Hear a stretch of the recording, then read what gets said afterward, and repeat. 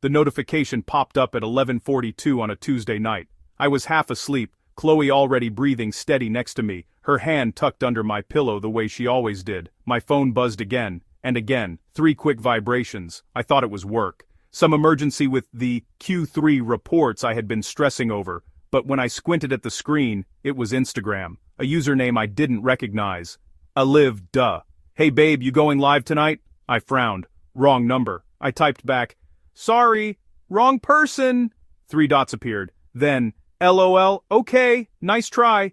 You literally just posted 20 min ago. I sat up, slowly, carefully, so I didn't wake her. My thumb hovered over the profile picture. A woman. Dark hair, heavy eyeliner, lips parted like she was mid-sentence. She looked familiar in that unsettling way where you can't place it, but your stomach already knows. I clicked through. The account was private, but the bio was public. 23 years old. Your favorite distraction. A blue checkmark from Meta verified, 47,000 followers, and the profile picture. I zoomed in. Her left shoulder had a small freckle in the shape of a crescent moon, the same one I had kissed 1,000 times. Chloe stirred. I locked my phone and stared at the ceiling for 2 hours while she slept with her leg thrown over mine, her body warm and trusting. My heart was doing something weird. Not racing exactly. More like it was learning a new rhythm I didn't ask for. The next morning I made coffee like nothing was wrong, asked her if she wanted eggs. She said she had a breakfast meeting and kissed me on the jaw. I watched her walk out the door in her Ann Taylor blazer and pearl earrings, the woman who had picked out china patterns with my mother 3 days ago. Then I opened my laptop. It took me 45 minutes to find the second account. She had it linked to a burner email address she thought I didn't know about. Same email she used for those secret Facebook groups where she planned my surprise parties. I always pretended not to notice.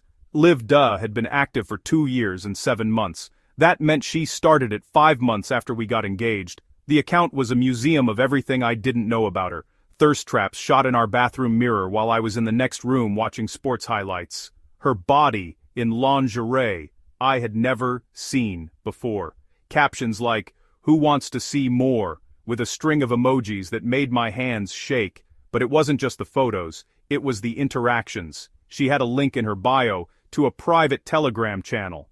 I paid $5 to join because her Cash App was linked to the same debit card she used for our grocery delivery. She never was good with passwords. The Telegram channel had 1-200 members. She posted there every single day. Sometimes multiple times, videos of her talking to the camera like she was having a conversation with someone across a coffee table, laughing about her day, complaining about work, mentioning my roommate whenever she needed to explain why she couldn't respond faster. I was the roommate. "He's so clueless, honestly," she wrote in a voice message transcript. I scrolled back 8 months like I could be doing anything right next to him, and he wouldn't notice.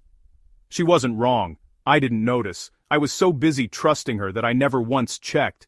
The worst part wasn't the sexting, although that cut deep in a way I didn't expect. The worst part was the inside jokes, the way she had shorthand with these strangers, callback references to things she had posted weeks earlier, a whole vocabulary built for people who weren't me. She knew their usernames, asked about their jobs, remembered that one guy had a dog named Moose and another was studying for the bar exam. She sent them voice notes while I was in the shower, while I was sleeping, while I was picking out the cake flavor she said she didn't care about, but then cried happy tears when I chose raspberry lemon. I spent 6 hours going through everything, screenshotting, recording. My phone filled up so fast I had to delete apps to make room. Around hour 4, I stopped feeling sad and started feeling something colder, methodical, like I was building a case against someone I used to love. Because here's the thing everyone gets wrong about betrayal. It's not the sex stuff that breaks you, it's the domesticity of the lies. The way she kissed me goodbye and then posted morning baby to 47,000 strangers 10 minutes later. The way she fell asleep with her head on my chest while her DMs buzzed with offers from men who had seen parts of her I hadn't even asked to see. At 3 p.m., I called my best friend Marcus. "Dude," I said, "I need you to come over and be mean to me." "What?" "I need you to tell me I'm not crazy for canceling the wedding." Long pause. Marcus has known me since we shared a dorm freshman year. He heard me practice my proposal speech in a Taco Bell parking lot at 2 a.m. "Send me what you found." I did. He called back 20 minutes later and said, "Holy shit," about 14 times. Then he said, "Don't do anything until I get there." Chloe got home at 6:30. She was carrying a bag from the vegan place she liked. Even though I always teased her about ordering a $14 salad, she looked tired but happy. Wedding planning stress had been eating at her for weeks. She said she couldn't wait for it to be over, so we could just be married already. "I got you that coconut thing you like," she said, kicking off her heels. "The one with the chocolate drizzle." I was sitting on the couch with my laptop open. Marcus was in the kitchen, pretending to look at his phone. I had asked him to stay because I knew myself. I knew that 5 minutes into any argument with her, I would start apologizing. It was my toxic trait. She made me feel like every conflict was my fault, and I believed her because I wanted to believe her. "Hey," I said. "Can we talk about something?" She looked at Marcus, then back at me. Her face did this micro-adjustment, a flicker of calculation that I had seen 1,000 times but always told myself was just her processing. "Sure, babe. Is everything okay?" I turned the laptop around. The screen showed a screenshot of her Telegram channel from 2 weeks ago, a video thumbnail, her in the gray silk robe I bought her for our anniversary. The caption read, "Wish you were here instead of him." She stared at it for 7 seconds. I counted. "Where did you get that?" Her voice was flat, not confused, not upset, flat, like she was asking for directions to a street she already knew existed. "Does it matter?" "Yes, it matters, because you went through my stuff. There's more." I clicked to the next screenshot, a DM conversation with a user named Chicago Fiancée Dad.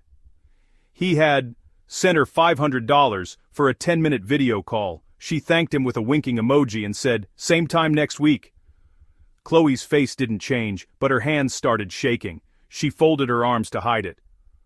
"That's not what it looks like," she said. "What does it look like?" She opened her mouth, closed it, looked at Marcus, who still hadn't looked up from his phone but had gone completely still. "I can explain," she said finally. "Okay. Explain." And then she did something that would have worked on me 48 hours ago. She started crying. Not loud sobbing. The quiet kind. The kind that says I'm hurt that you're hurting. The kind that transfers guilt from the person who did something wrong to the person who caught them. "I've been so stressed about the wedding," she said. "I didn't know how to talk to you about it. It was just attention. It didn't mean anything. They don't know me.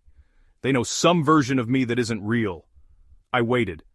Because I had read every message, every voice note transcript, every time she told a stranger she loved them, every time she complained about how suffocated she felt, every time she described our sex life in graphic detail to people who paid her monthly subscription. "It was just money," she said. "I was going to stop after the wedding. I swear, I was going to delete everything and just be your wife." "You made $8,000 last month," I said. She blinked. "I saw your payout records. You linked your real PayPal, the one we use for rent." The crying stopped. Just like that.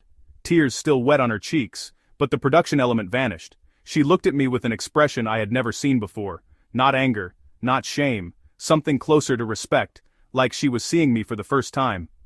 "Okay," she said. "So what do you want to do?" The question hit me like cold water. Not, "I'm sorry," not, "Please forgive me," just a business negotiation. What do you want to do? Like we were renegotiating a contract. I looked at the coffee table. The wedding invitations were spread out in a neat grid. She had organized them by response status. 142 guests confirmed. The deposit on the venue was $5,000, non-refundable. The caterer had already bought the beef. "I want you to leave," I said. She didn't move. "The wedding is in 9 days." "I know. Our families are flying in." "I know. My dad already booked his speech. He practiced it for me. He cried." Something in my chest cracked. Her dad.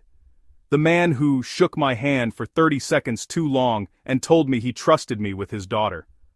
I was going to have to look him in the eye and tell him why. "That's not my problem anymore," I said. Chloe stood up. Walked to the bedroom. Came back 4 minutes later with a duffel bag. She had pre-packed. Of course she had. People like her always have a bag ready. Not because they plan to leave. Because they know they might get caught. "Can I at least say goodbye to Lucy?" she asked. Lucy was our cat. The one we adopted together from the shelter 2 years ago. The one she bottle-fed when she got sick. "Take her," I said. "I don't want to explain to a cat why her mom is a liar." She flinched. That one landed. I watched it hit her right in the sternum. Good. Marcus walked her to the door, not because he was being polite, because he wanted to make sure she didn't take anything that wasn't hers. My laptop was still on the coffee table. The screenshot of her in the gray silk robe glowed in the darkening room. After she left, Marcus sat down next to me. "You okay?" "No." "Want me to call your mom?" "Not yet." "Want me to order pizza and not talk for an hour?" "Yeah, that one." The next 48 hours were logistics. I learned that canceling a wedding is like performing surgery on yourself with a butter knife. Every vendor required a different conversation. The venue manager asked if we could reschedule instead. The photographer offered to refund half if I signed a non-disparagement agreement. The florist cried. She had grown the peonies herself in her greenhouse. I told everyone the truth, not the whole truth, just enough. She was unfaithful. I called it off. Most people didn't ask follow-up questions. The ones who did got the full version. My sister Sarah asked for screenshots. I sent her 3. She replied with a string of expletives that would have made a Marine blush, telling my parents was the hardest part, not because they were disappointed in me, because they loved her. My mom had already bought a mother of the bride dress. She had been practicing her toast. She kept saying, "Chloe this and Chloe that," like she was already family. I drove to their house on Thursday night. My dad answered the door in his bathrobe. He had been watching golf. The Masters replay from 2019. He always watched the same one when he was relaxed. "Son," he said, "you look like hell." I called off the wedding. He didn't ask why, he just opened the door wider and yelled for my mom. She came downstairs in her slippers, and I watched her face cycle through 6 emotions in 3 seconds. Confusion, fear, sadness, anger, relief, and then something I didn't expect, pride. "I never liked how she talked to you," my mom said. "Ma, I'm serious, she always had that tone, like you were lucky to have her." I sat on their couch and told them everything. My dad didn't say much, he's not a talker, but when I finished, he stood up, walked to the kitchen, and came back with a glass of whiskey. His good whiskey. The one he saved for when someone died. "You're doing the right thing," he said. "It's cheaper to cancel a wedding than to pay for a divorce." My mom smacked his arm. But she didn't disagree. Chloe's parents found out, through her sister. I got a text from her mom at 2 a.m., just a question mark. Then a long paragraph about how I was making a mistake and throwing away something beautiful, and maybe we could do couples counseling. I sent back, "Ask Chloe about her Telegram channel." Her mom replied, "What's Telegram?" I didn't answer. The next morning, I got a call from Chloe's dad. He sounded old in a way I hadn't heard before. Tired, defeated. "She told us everything," he said. "I'm not going to ask you to reconsider. I just want you to know, I'm sorry." I almost lost it then. For some reason his apology hit harder than anything else, because he meant it, and because he wasn't the one who owed me one. "Thank you, sir," I said. "I'm sorry too." We sat on the phone in silence for 20 seconds. Then he said, "You were always too good for her," and hung up. The day of what would have been my wedding I went fishing with Marcus. We drove 2 hours to a lake I hadn't visited since I was a kid, bought beer and bait and didn't talk much. The weather was perfect, blue sky, light wind, the kind of day wedding photographers pray for. Around 3 p.m., Marcus's phone buzzed. He looked at it, then at me. "It's Sarah. She says the photos are up." Chloe had posted on her public Instagram. The real one. The one where she posted pictures of our brunches and our cat, and the engagement ring I spent 3 months saving for. She had changed her bio to starting over and posted a mirror selfie in a black dress. No caption, just a single period. She had already gained 300 new followers. I should have been angry, or sad, or something, but all I felt was tired. The kind of tired that lives in your bones, the kind that doesn't go away after a good night's sleep. "Turn it off," I said. Marcus put his phone away. We sat there for another hour. not catching anything. The sun started to drop behind the trees, the water turned orange and pink. It was the most beautiful thing I had seen in months, and I wasn't sharing it with anyone. That night, I deleted my own Instagram. Not because I was hiding, because I realized I had been performing too, posting the right photos, using the right captions, curating a life that looked perfect from the outside, while the inside was rotting. I don't know who I'll be after this. Someone different, someone who checks the phone a little too often, someone who flinches when their partner says, "I love you," at the wrong time of day, someone who understands that trust isn't a gift, it's a loan, and some people default, but I'm also someone who walked away, who chose a messy, expensive, humiliating cancellation over a clean, quiet, miserable marriage, who looked at a woman he loved and said no when every part of his body wanted to say, "Okay, just explain it, just make it make sense." The invites are still in my closet. I can't bring myself to throw them away. 142. Tiny lies printed on recycled paper. Every single one of them addressed to people who believed in us. One day I'll burn them. Today, I just let them sit there, a reminder that some things don't work out, and that's not a tragedy, that's just a Tuesday.